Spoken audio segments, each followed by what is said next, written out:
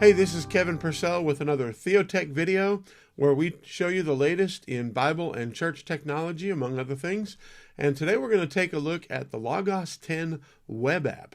A lot of new features, so let's go ahead and jump right in.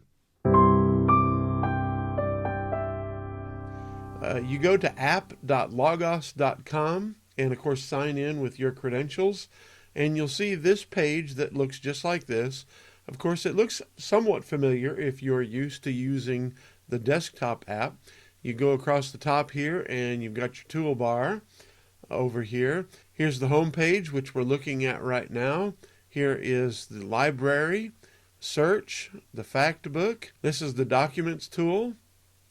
And of course, you find these tools here, workflows and guides and things like that. And of course, you open this up and gives you access to a bunch of the other features here in Logos 10's web app. This is the general search button. You can search for things, you can enter passages. For example, if we enter John 3:16 and hit enter, it's going to open up our Bible to John 3:16. Now I've got on my toolbar a number of books that are saved up here: the Christian Standard Bible, New King James, the New Legacy Standard Bible, and others.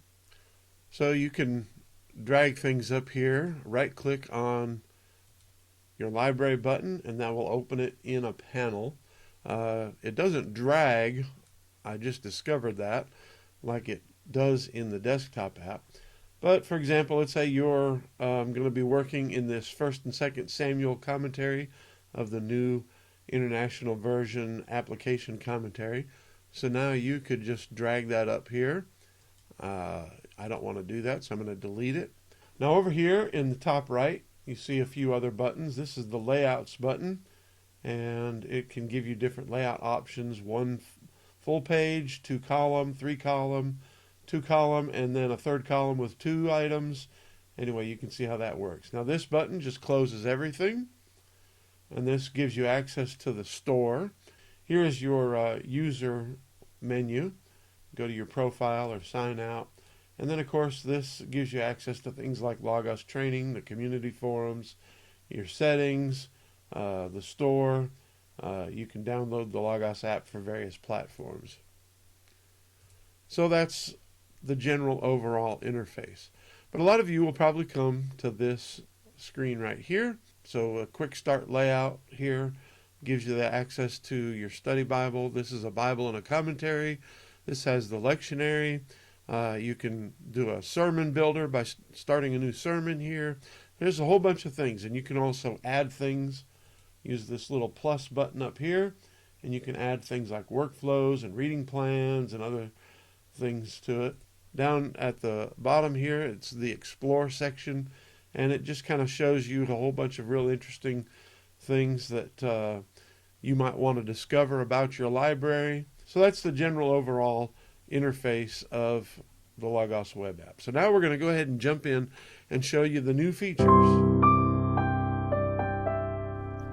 One of the new features in the Logos 10 web app is simpler search.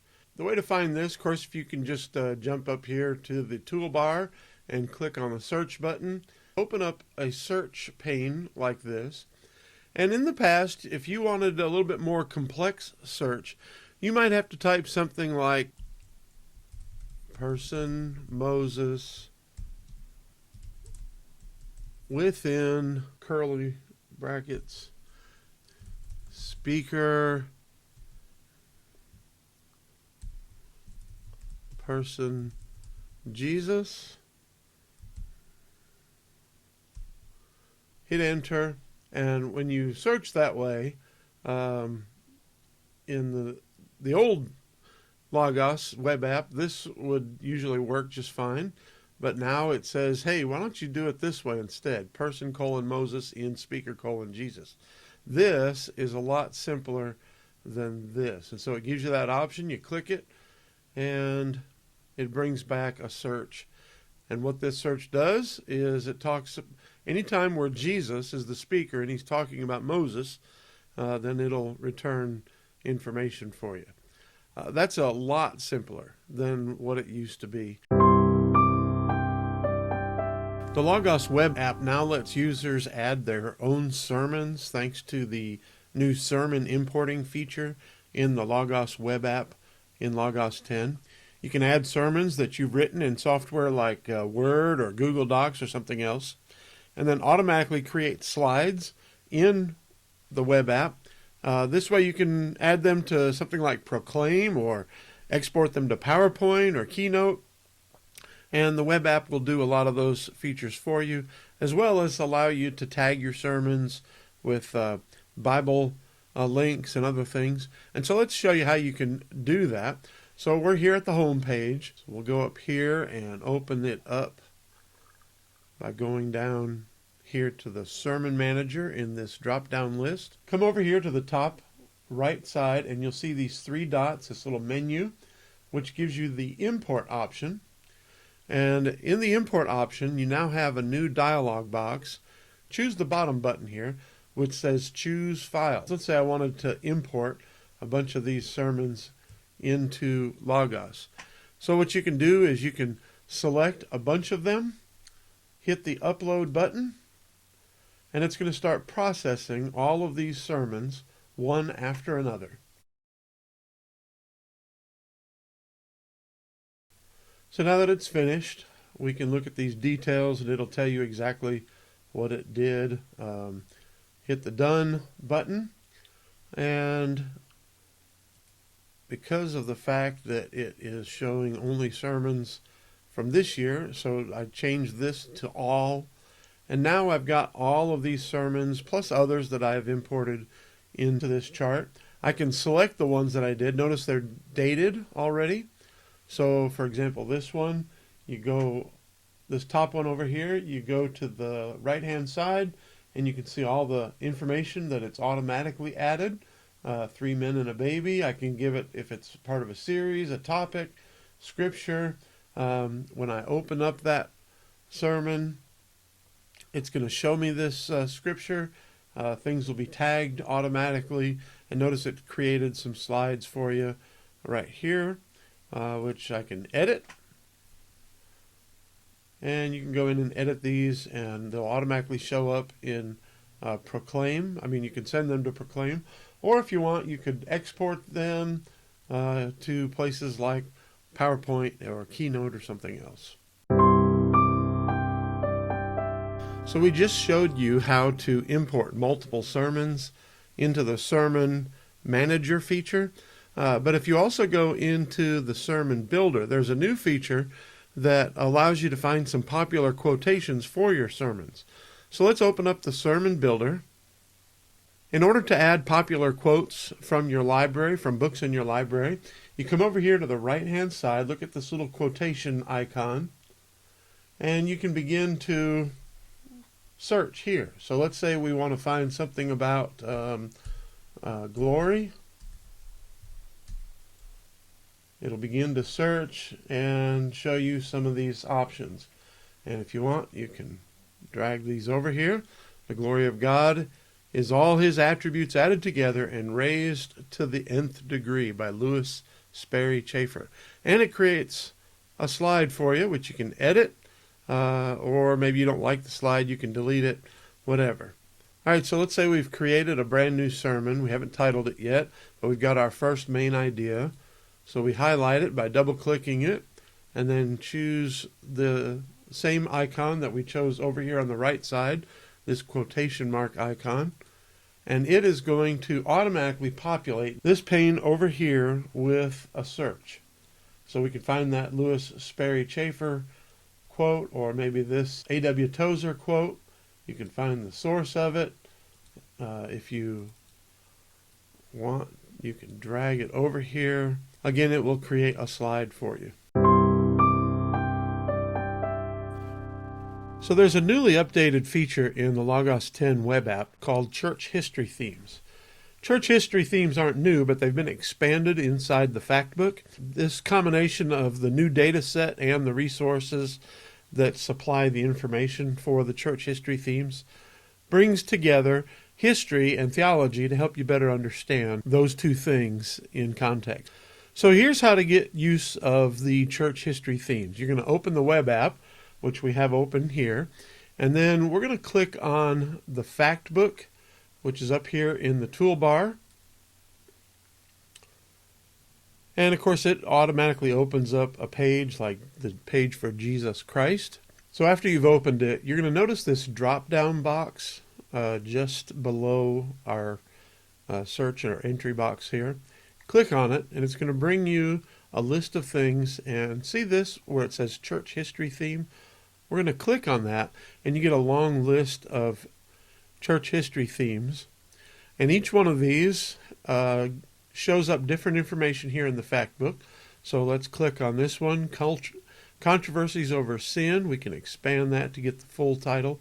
Over Sin and Grace are addressed, and notice that you get this information, and the details here are going to come from the church history themes data set, and also you get some things up here from the timeline, and there's just a lot of information here about this concept.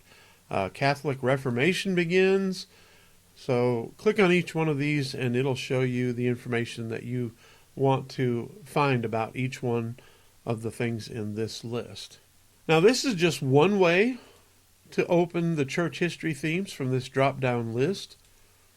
You can also open it from the advanced timeline. We just showed you the advanced timeline, so let's open it again. And when we find this subject area, if it's closed, which it may look like this for you, click on the subject area and click in church history. And what you get here is, notice this section, church history theme. Now you may have to open that up if your menu here is closed. It'll look like that when it's closed, and then like this when it's open. Notice down the left-hand side of this advanced timeline, you see this section. A third way to get access to this is if you go into your library, which you find on the toolbar up here in the left. Click on that, and if you begin to type church history, you'll see a whole bunch of different things. One of them is this resource here, the church history themes, which you can then open. And that's going to open this resource. It's got a table of contents here, and these are the things that showed up in the fact book when you opened it up in the fact book. There's also, if you open up your library again, and if you search for the Essential Lexham Dictionary of Church History,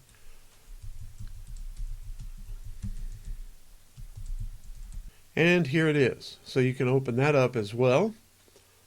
And that's another resource. And this resource, the Essential Lexham Dictionary of Church History, along with this one, the Church History Themes data set, are the two things that supply the information inside the fact book. So we see that Jesus commissions the building of his church, and we also see that in here. In the Logos 10 web app, you can now use a feature that's also in the desktop app, and that's an auto translation feature. I can see how this could be very valuable for people who would love to translate books into other languages. Maybe they're multilinguistic or they're missionaries or something like that. But it's really simple to find. So we've got a book open here. It's the Preaching Evangelistic. Up here in the upper right-hand corner of this window, notice each one of these windows has this button, but let's click on it, and a new pane opens, and it says Translate. Now, we are going to expand this so we can see more of it. I don't speak or even read Russian, but notice that it is translating this book directly into Russian. As I scroll, it changes. Now, what is being translated? Check out this gray line with the little icon here.